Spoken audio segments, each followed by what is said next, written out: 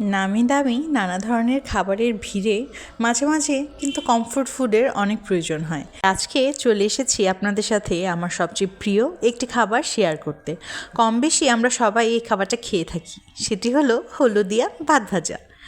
ভাত ভাজি অনেকে আবার হলুদ ছাড়াই খেতে বেশি পছন্দ করে, তবে আমার কাছে মনে হয় হলুদটা দিলে ভাতের রঙটা এত সুন্দর হয় যে সেটা খেতে আরও দ্বিগুণ ভালো লাগে।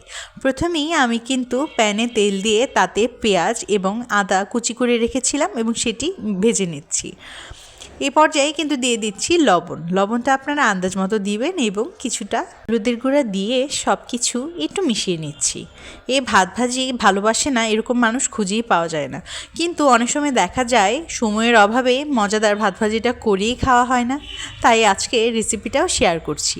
এ পর্যায়ে কিন্তু দিয়ে দিলাম দুটো কাঁচামরিচ এবং অল্প একটু তেল, কারণ আমার কাছে মনে হচ্ছিল তেলটা একটু কম হয়েছে। এবারে দিয়ে দিলাম বেঁচে যাওয়া ভাত, যেটিকে আমরা ভাজি করে নিচ্ছি।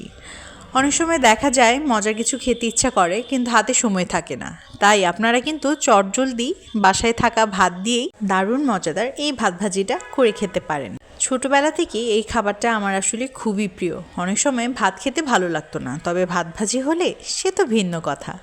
এবারে সব কিছু ভাতের সঙ্গে খুব সুন্দরভাবে মিশিয়ে দিচ্ছি। হলুদের পরিমাণটা আপনারা একটু আন্দাজ করে দিবেন। আমার হলুদটা খুবই ভালো লাগে, তাই একটু হলুদটা বেশি দিলাম যেন রঙটা খুবই সুন্দর হয়। এবারে আরও কিছুটা হলুদ দিয়ে দিলাম এবং আবার নাড়িয়ে চাড়িয়ে নিচ্ছি। এটা তৈরি করতে খুব বেশি সময়েরও প্রয়োজন পড়ে না। কে কে আমার মতো ভাত ভাজা ভালোবাসেন কমেন্ট বক্সে কিন্তু অবশ্যই জানাবেন। এ পর্যায়ে একটু ঢেকে দিচ্ছি। কিছুক্ষণ এভাবে ঢেকে রেখে আবার ঢাকনাটা তুলে নিলাম এবং একটু নাড়িয়ে চাড়িয়ে দিচ্ছি।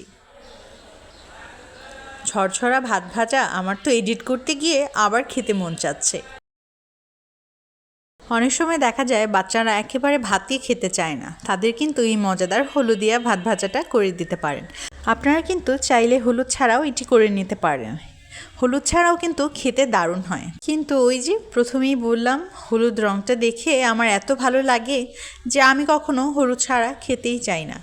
ভাত ভাজির সঙ্গে কিন্তু যে কোনো সবজি কিংবা তরকারি একেবারেই জমে যায়, তবে আমার কাছে মনে হয় ভাত ভাজির বন্ধু হিসাবে ডিম ভাজিকেই প্রেফার করা যায়। আমার ভাত ভাজি কিন্তু হয়ে এসেছে, সাথে করে নিয়েছিলাম ডিম ভাজা। ডিম ভাজি দিয়ে ভাত ভাজা খেতে কিন্তু ভারী মজা। আজকের রেসিপিটি ভালো লাগলে আমাকে কিন্তু কমেন্ট বক্সে জানাতে একেবারেই ভুলবেন না। আর কারা কারা এইভাবে ভাত ভাজা করে খান আমাকে কিন্তু সেটিও জানাবেন। সবাই ভালো থাকবেন, সুস্থ থাকবেন। আজকের ভিডিওটি দেখার জন্য অনেক অনেক ধন্যবাদ আপনাদের সবাইকে।